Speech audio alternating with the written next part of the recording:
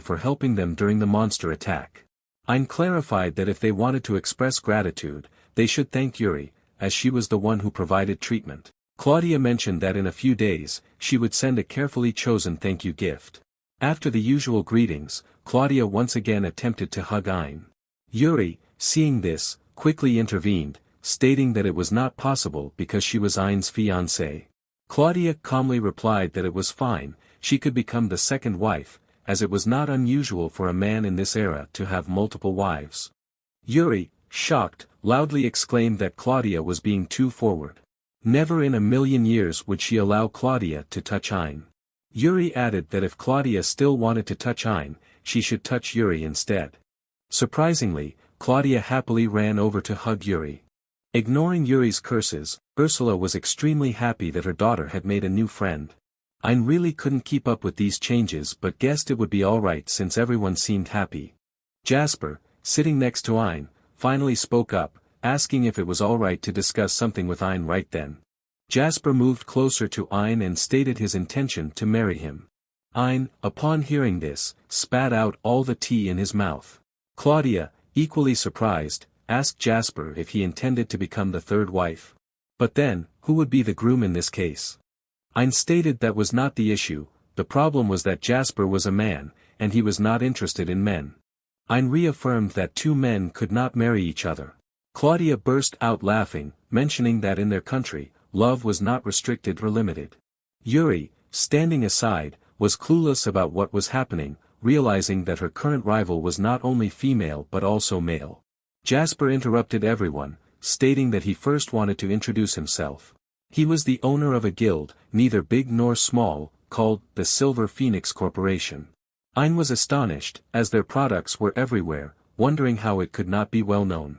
Jasper said that he wasn't interested in money, and he would explain why. He led everyone down to a cellar full of glittering jewelry. He loved this collection of jewels from the bottom of his heart and wanted to protect them. He had sworn an oath to keep them shining for centuries. Ein understood, but this didn't seem relevant to Jasper's desire to marry him. Jasper looked directly into Ein's eyes and asked if Ein's left eye was a saint's soul core, wasn't it? The crystallization of Yggdrasil's energy source. He didn't know why it was in Ein's eye, but that wasn't important.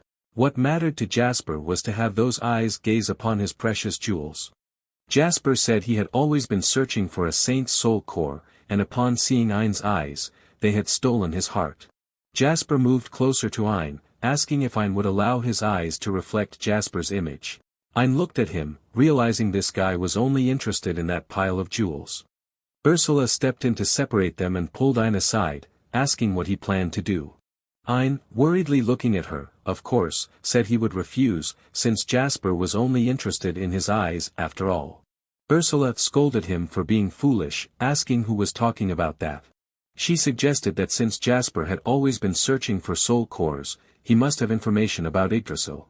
Ursula mischievously smiled at Ein, saying gathering information required money and connections, which he could have by marrying Jasper. Then the chance of finding the hidden dungeon would also be much higher. Ein thought Ursula was as wicked as a demon, but it was true that searching for a hidden dungeon would take a long time. However, it wouldn't be right to marry someone just to use them. Ein, feeling awkward, turned back to Jasper. Getting married right now might not be possible, but they could start by being friends. Jasper smiled and said that was fine. From now on, Ein could stay at this house. He believed by eating and sleeping together, their bond would grow stronger. After all, this house would eventually belong to Ein anyway. Putting that aside, Ein asked Jasper if he had any information about other soul cores. Jasper replied that he did, but it was in a rather dangerous place.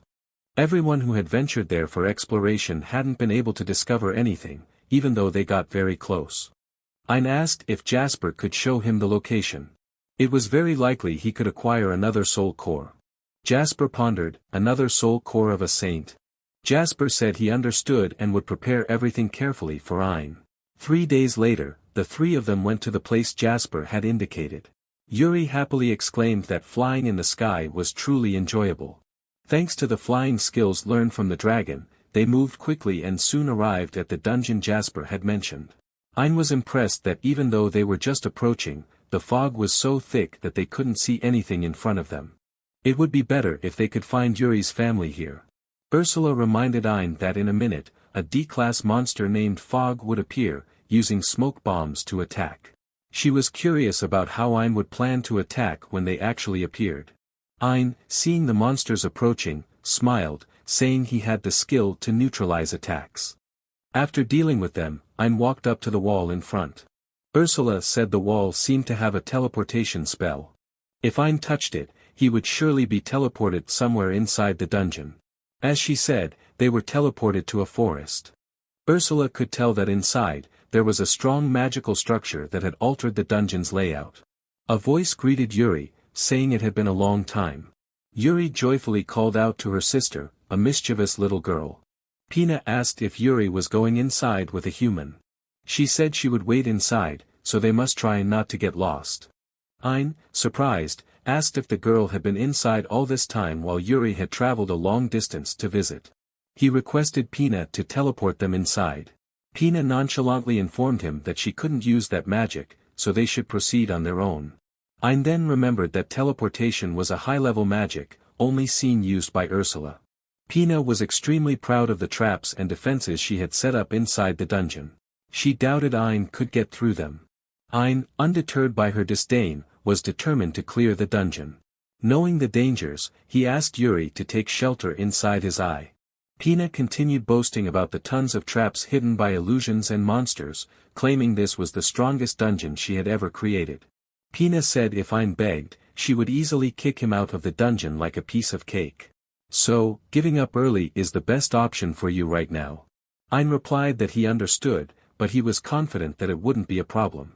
Pina laughed loudly, asking if he was trying to act cool. She really wanted to see how long he could keep it up. Pina didn't know what Ein planned to do with Sister Yuri, but she would reveal Ein's true nature. Pina, observing through her crystal ball, saw Ein approaching the trap she had set.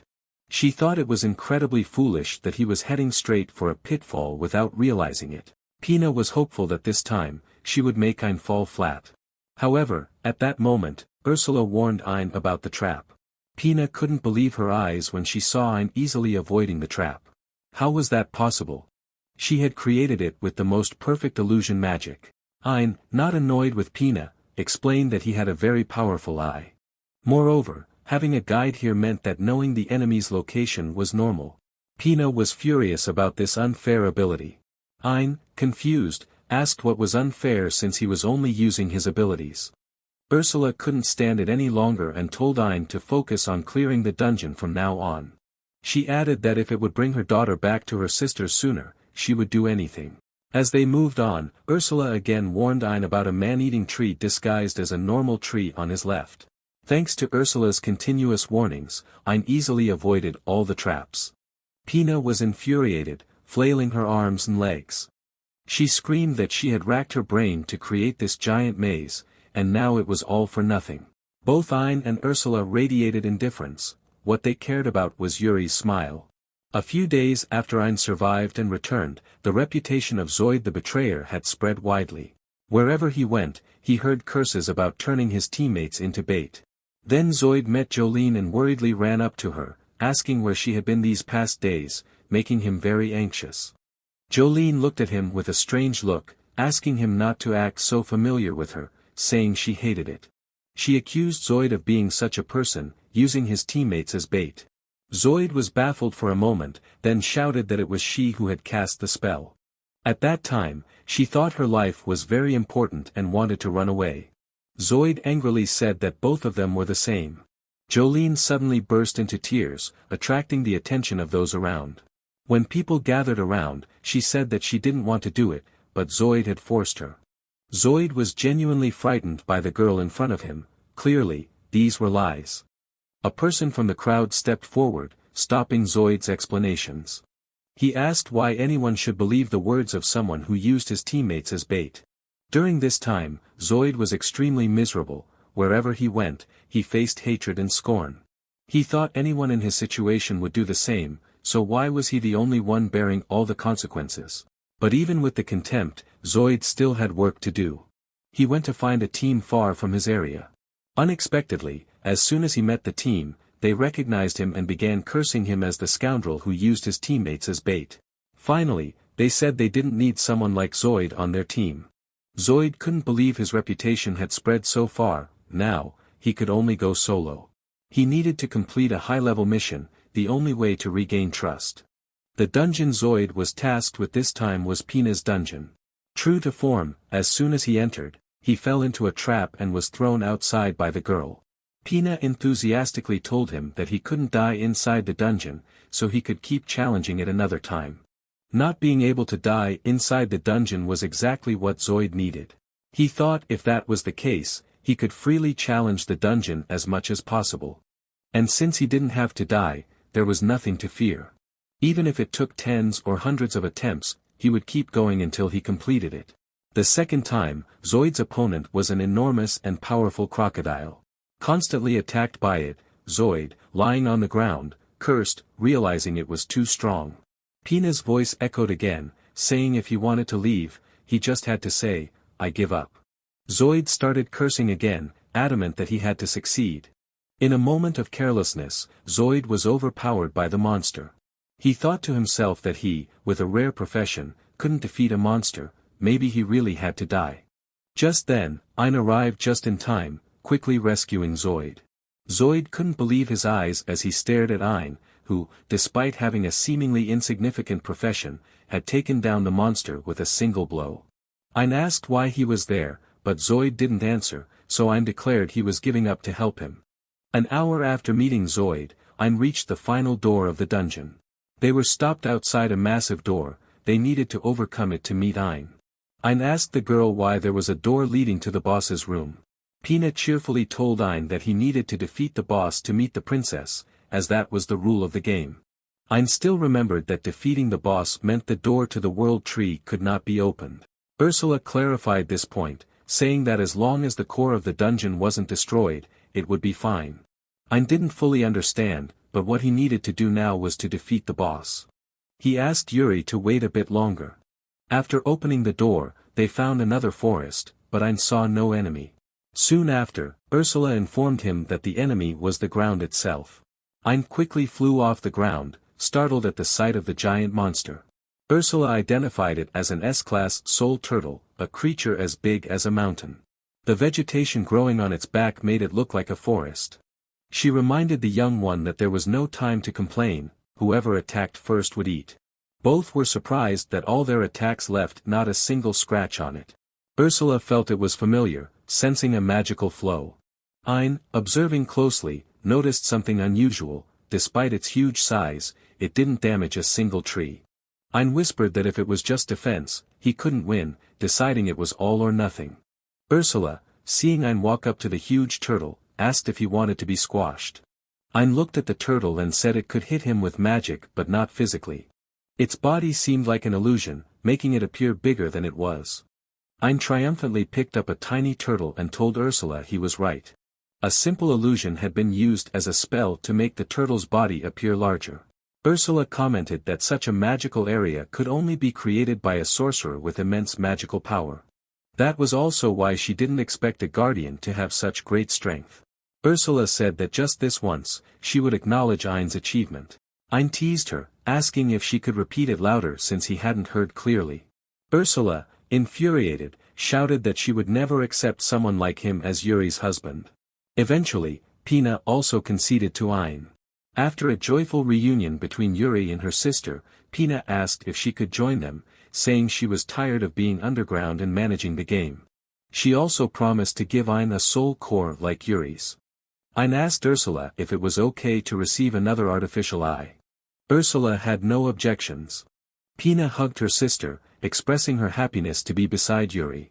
Ursula interrupted their emotional moment, saying that while she adds Pina's soul core to Ein's eye, he should go and explain to Pina's guardian. She reminded him to make sure not to show any disrespect. It was then that Ein remembered the need for a guardian like Ursula. The turtle on Ein's shoulder began to laugh and greeted Ein before transforming into a little girl, apologizing for surprising him. She introduced herself as Pina's guardian, Kuroheim, daughter of the primitive beast Genbu. Ein was astonished that the turtle was actually a guardian but in the form of a child. Kuroheim laughed, saying Ein's surprised face was cute. She explained that even though she looked like a child, she was older than him. Being a child of one of the primitive beasts, Genbu, her true age was significantly different. Ein said he wanted to discuss with Pina's guardian about taking her outside.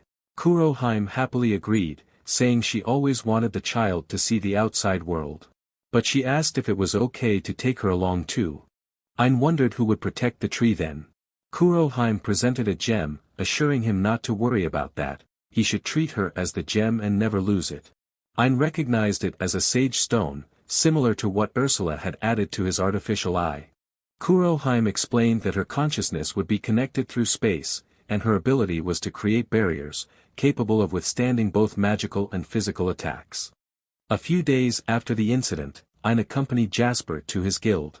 Jasper explained that there was a rule prohibiting the trade or purchase of any magical items or artifacts outside the guild. He reassured Ein that there would be no issues with him there. Wherever Jasper went, he received a multitude of compliments, but he ignored the gazes of the crowd and led Ein inside the guild. Ein told the receptionist he wanted to sell magical items and buy everything Jasper was selling. Only then did people start noticing Ein, questioning who he was and why he looked so frail. The girl at the reception, upon seeing Ein's guild card, exclaimed in shock that he was just an appraiser. She skeptically asked Jasper if Ein had anything they could actually buy. The surrounding people started laughing, thinking that Jewel King had been fooled. Yuri, inside Ein, was angered by their rude comments, despite them knowing nothing about Ein. Jasper, ignoring the crowd, urged Ein to bring out what he wanted to sell. Everyone was taken aback by the array of items Ein produced. The girl next to him, wide-eyed, asked how he got so many rare items. The head of the Adventurers Guild in the capital, Maigen, came out and reprimanded the others for their ignorance, saying one should not judge a person by their appearance. She apologized on their behalf. Everyone was unsure what Maigen's sudden appearance there meant. Ein had heard rumors that the royal capital's Adventurers Guild was where the strongest members gathered, and Maigen, the guild head, was the one who had united them. Ein disliked the other members who had mocked him, but the person standing before him was different from the rest.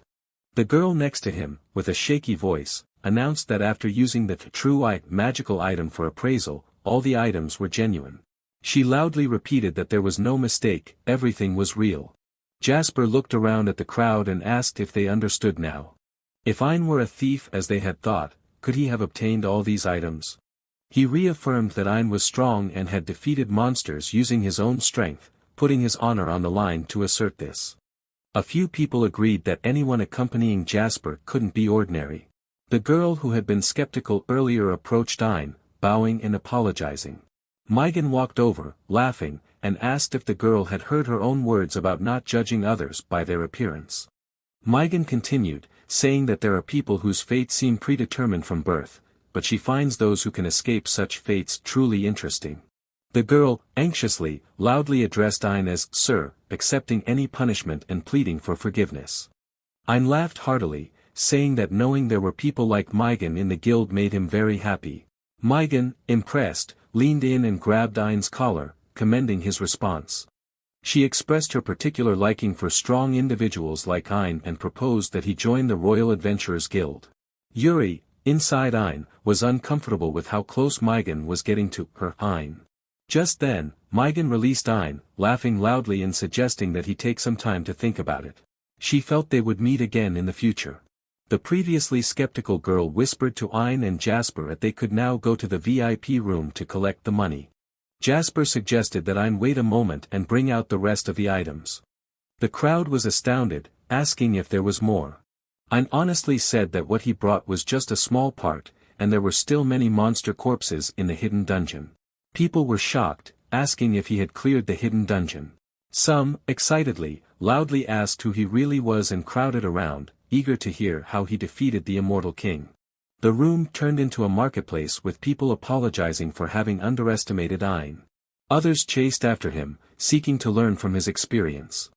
Ein tried to escape the crowd, yelling for them to give him a moment to think.